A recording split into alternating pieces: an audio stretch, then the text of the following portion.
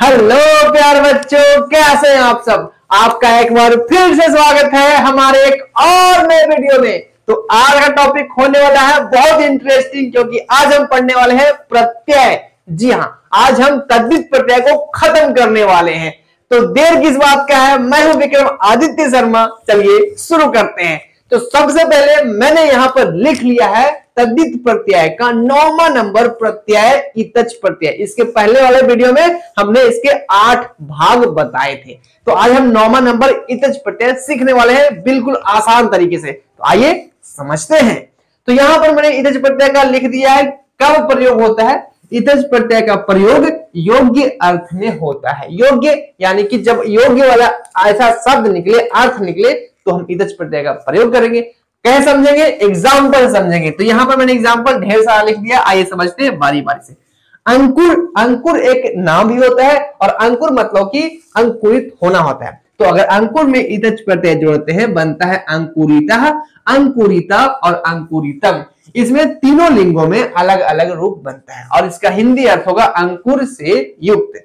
ऐसे मैं आपको पहचानने का तरीका बता दूं कि जहां भी इतच प्रत्यय लगता है वहां पे इत लग जाता है अंत में। कहां लगता है? अंत में। जैसे हर्ष है, हर्ष मतलब होता है खुशी, ऐसा वाला खुशी। तो हर्ष में अगर इत जोड़ेंगे बनेगा हर्षित। ई की मात्रा इसमें आ गया और ता लग गया हर्षित। तो ये बहुत ही आसान है पहचानना भी और बनाना भी। तो हर्ष में इतच प्रत्यय जोड़ने के बाद बन जाता है हर्षिता।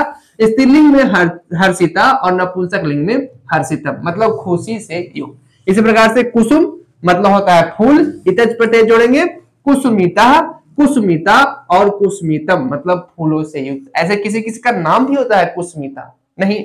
मुद्रा मतलब होता है रुपया पैसा, इतच प्रत्यय जोड़ेंगे बनेगा मुद्रिता, मुद्रिता और मुद्रितम मतलब मुद्रा से युक्त या रुपये पैसे से युक्त, भरा पड़ा है रुपया पैसा। दुख प्लस इतच दुखिता, दुखिता और दुखितम मतलब दुख से युक्त। उसी प्रकार से सुख प्लस इतच सुखिता, सुखिता और सुखितम मतलब सुख से युक्त। तो ये है इतच प्रत्यय। चलिए आगे बढ़ते हैं और अब देख लेते हैं हमारा 10वां नंबर प्रत्यय त्वा प्रत्यय।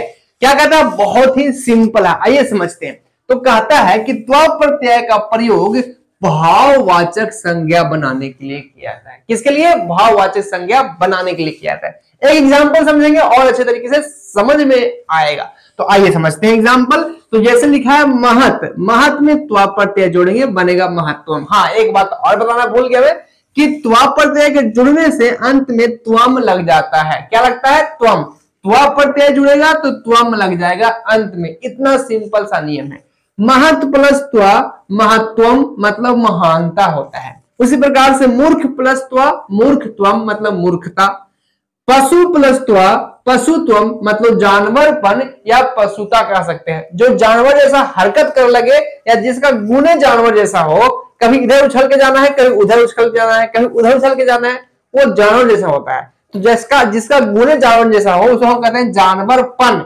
जैसे होता है पागलपन, वैसे होता है जानवरपन। हमेशा जो है जानवर जैसे दिमाग चलेगा, कहीं सही से दिमाग नहीं चलेगा, तो उसी को कहते हैं जानवरपन। समझ में आ गया? आगे जानते हैं मधुर प्लस त्वा मधुरत्वम मतलब कि मिठास। कोई बंदा या बंदी भी होती है ना, ओह हाँ जी क्या कर रही हो, हाँ मैं क्या करूंगी, वो जो मीठी आवाज जो आती है ना, दिल को सुकून आता है।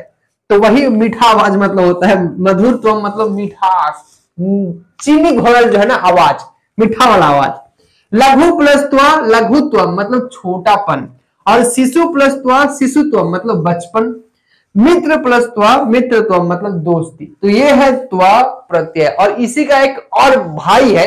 आइए इसका भाई को समझते हैं। चलिए आगे बढ़ते हैं और अब देख लेते हैं त्वा प्रत्यय का ही भाई है जिसका नाम है तल प्रत्यय। सेम कंडीशन, तल प्रत्यय के जुड़ने से अंत में ता लगता है और इसका इस्तेमाल भी कब होता है? भाववाचक संज्ञा बनाने के लिए होता है। जैसे एग्जांपल समझते हैं, अच्छे तरीके से समझ में आएगा। तो जैसे कि एग्जांपल है महत प्लस तल इक्वल टू महत्ता। इसके पहले क्या था? महत प्लस त्वा इक्वल टू महत्वम और उसका हिंदी होता था महानता।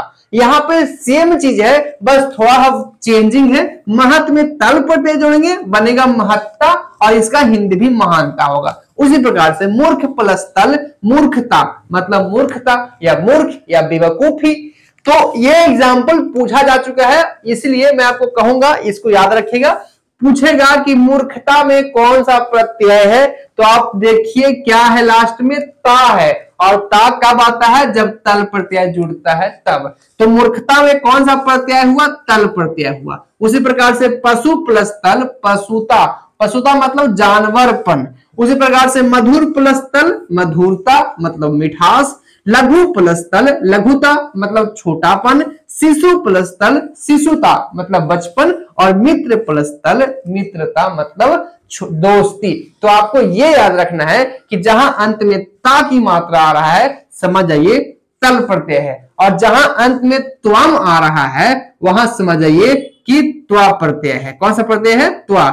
यही ट्रिक होता है जिसको याद रखना होता है। अगर ये सब आपको याद हो गया तो समझिए कि आपको प्रत्यय अच्छे तरीके से समझ में आ गया। चलिए आगे बढ़ते हैं और अब देख लेते हैं थाल प्रत्यय। बहुत ही सिंपल, बहुत ही आसान है, 12 नंबर पे आता है। आइए समझते हैं 12 नंबर पे क्या कहता है थाल प्रत्यय। तो पहला बात कि थाल प्रत्यय के लगने से ही अंत में था लग जाता है। क्या लगता है, था लग जाता है। बहुत ही सिंपल है, तरीका भी इसका बनाने का सिंपल है, ये समझते हैं। तो थाल प्रत्यय का प्रयोग कब किया जाता है, प्रकार के अर्थ में किया जाता है। जैसे कि यद, यद में थाल प्रत्यय जोड़ेंगे बनेगा यथा, और यथा मतलब होता है जिस प्रकार से या जैसे। उसी प्रकार से तद मतलब होता है तब, तद मतलब तब होता है। तो तब यानी तद में थाल प्रत्यय जोड़ेंगे बनेगा तथा, तथा मतलब उस प्रकार से या वैसे। इसी प्रकार से उभय मतलब होता है, उभय मतलब होता है दोनों या दो, ठीक है। और थाल प्रत्यय जोड़ेंगे बनेगा उभयथा मतलब दो प्रकार। सर्व मतलब सभी या सभी जगह। सर्व प्लस थाल सर्वथा मतलब सर्व प्रकार, या सर्वथा मतलब हमेशा भी होता है। अन्य प्लस थाल अन्यथा मतलब अन्य प्रकार। यह है सिंपल सा प्रत्यय, छोटा सा प्रत्यय थाल प्रत्यय। इसके बाद एक और बचा। चलिए आगे बढ़ते हैं और अब देख लेते हैं तद्धित प्रत्यय का लास्ट प्रत्यय क्या है, तहसील प्रत्यय। आइए समझते हैं। तो तहसील प्रत्यय किसे कहते हैं, क्या होता है। तहसील प्रत्यय का प्रयोग पंचमी विभक्ति के अर्थ में होता है। कहां होता है, पंचमी विभक्ति के अर्थ में। पंचमी विभक्ति किसे कहेंगे, आपको याद होगा कर्ता कारक पढ़े थे, कर्ता कर्म करण संप्रदान और अपादान। अपादान कारक का चिन्ह होता है से, तो पंचमी विभक्ति का चिन्ह होता है से, और उसी में हम तहसील प्रत्यय का प्रयोग करते हैं। आइए समझते हैं एग्जाम्पल से। जैसे वृक्षात, ऐसे वृक्षात मतलब ऐसे ही ये ऑलरेडी जो है पंचमी विभक्ति है, लेकिन तहसील प्रत्यय जोड़ेंगे बनेगा वृक्षतः, और वृक्षतः का भी अर्थ होगा वृक्ष से, वृक्ष से यानी पंचमी विभक्ति। उसी प्रकार से ग्रामात, ग्रामात मतलब गांव होता है, गांव से तहसील प्रत्यय जोड़ेंगे बनेगा ग्रामतः मतलब गांव से। तस्मात में तहसील प्रत्यय जोड़ेंगे, शॉर्टकट बन जाएगा ततः मतलब कि वहां से। और आप अगर तस्मात या तत् का जो शब्द रूप होता है वहां पे देखेंगे तो आपको ये भी दिखेगा पंचमी विभक्ति में, और ये भी दिखेगा। क्यों दिखता है, ये तहसील प्रत्यय लगने से बनता है नया शब्द। इसका मतलब भी वहां से होता है, और बता दूं कि इसका मतलब भी वहां से होता है, दोनों एक ही मतलब देने वाला है। उस प्रकार से एतस्मात मतलब तस्मात में तहसील प्रत्यय जोड़ेंगे बनेगा ईतः मतलब इधर से। और ये है त्वम, त्वम में अगर तहसील प्रत्यय जोड़ेंगे बनेगा त्वतः मतलब तुमसे। तो ये था तहसील प्रत्यय, और इसी के साथ तद्धित प्रत्यय समाप्त होता है। तो कैसा लगा मुझे कमेंट बॉक्स में जरूर लिखिएगा। सब्सक्राइब नहीं किए सब्सक्राइब कर लीजिए, लाइक कर दीजिए और अपने दोस्तों के साथ शेयर कर दीजिए। जय हिंद, जय भारत। संस्कृत ग्रामर पे मैंने ऑलरेडी काफी वीडियो बना चुका है, चाहे वो संधि हो, समास हो, उपसर्ग हो, पुरुष हो, वचन हो, लकार हो, अनुवाद हो, चाहे जो टॉपिक है संस्कृत के हर एक टॉपिक पे मैंने डिटेल्स वीडियो बनाया है। तो आप एक बार मेरा प्लेलिस्ट जरूर चेक कीजिएगा, लिंक डिस्क्रिप्शन बॉक्स में दिया हुआ है।